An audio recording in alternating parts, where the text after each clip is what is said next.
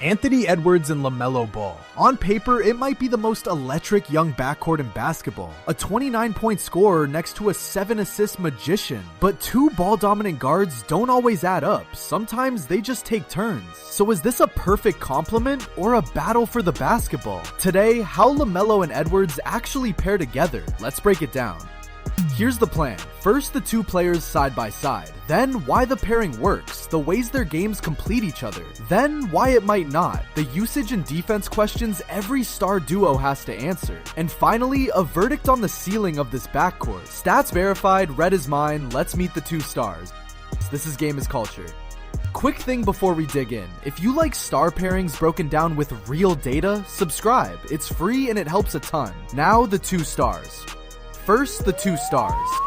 Anthony Edwards, the scorer, almost 29 a game on 62% true shooting. A downhill, shot-making, two-way superstar who also happens to be a knockdown 40% three-point shooter. The one thing he's never been is a primary playmaker. He averages under 4 assists. He is a finisher of the highest order who has always had to create his own looks. And LaMelo Ball, the creator, 7 assists a game, one of the league's highest three-point volumes, and a feel for setting others up that few players have. What he isn't is an efficient, low-mistake finisher. He turns it over, and his percentages dip. He's the perfect mirror image of Edwards, where Ant is a finisher who can't create, LaMelo is a creator who needs finishers. See where this is going. Why it works. Here's the magic. They complete each other. Edwards needs someone to create easy looks, and creating easy looks is the single best thing LaMelo does. LaMelo needs elite finishers to turn his passes into points, and Edwards is one of the best finishers alive. Ant's scoring gravity frees LaMelo's drives and kickouts. LaMelo's passing frees Ant's catches. This isn't two players fighting over a role. It's two players who each give the other exactly what's missing. And critically, the spacing works, which is where so many star duos break. Both of these guards are real three-point threats, Edwards at 40% and LaMelo on massive volume. Put them on the floor together and a defense can't sag off either one, so the driving lanes stay open and the floor stays huge. Two guards who can both shoot it from deep is the cleanest possible fit. No clogging, no clutter, just space.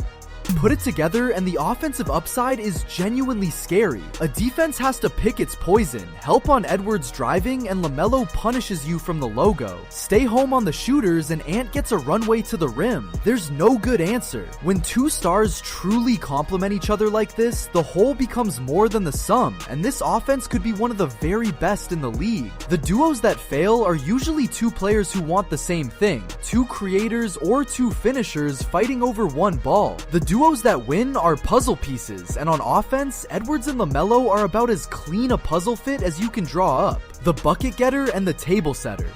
Now, why it might not.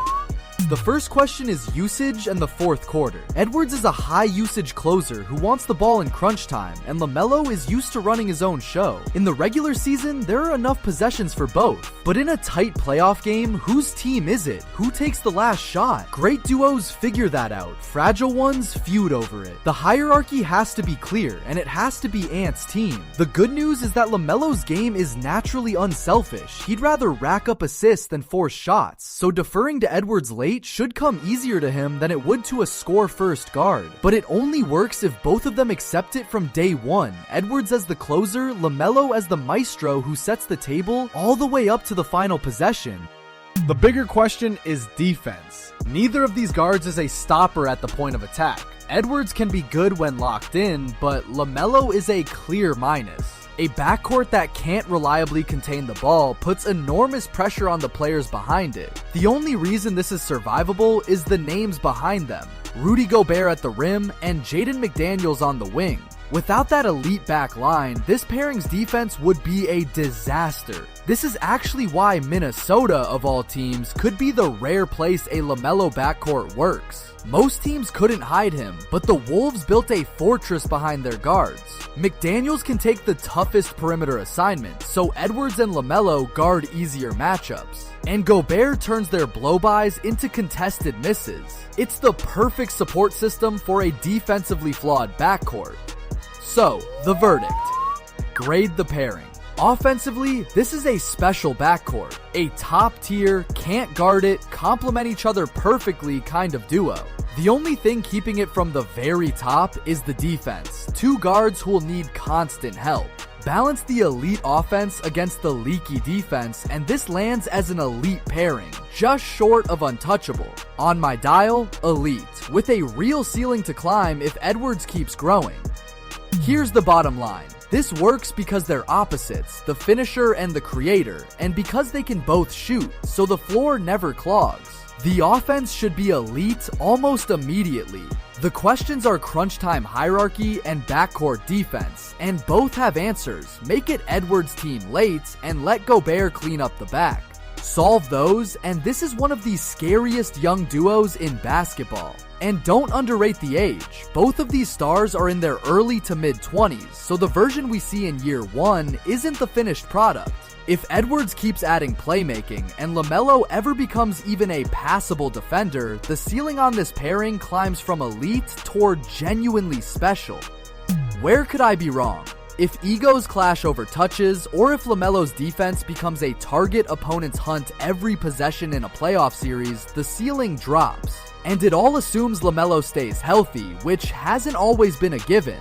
But the on-court fit is about as natural as star pairings get, a scorer and a passer who both space the floor. The talent and the fit are real, the execution is the rest.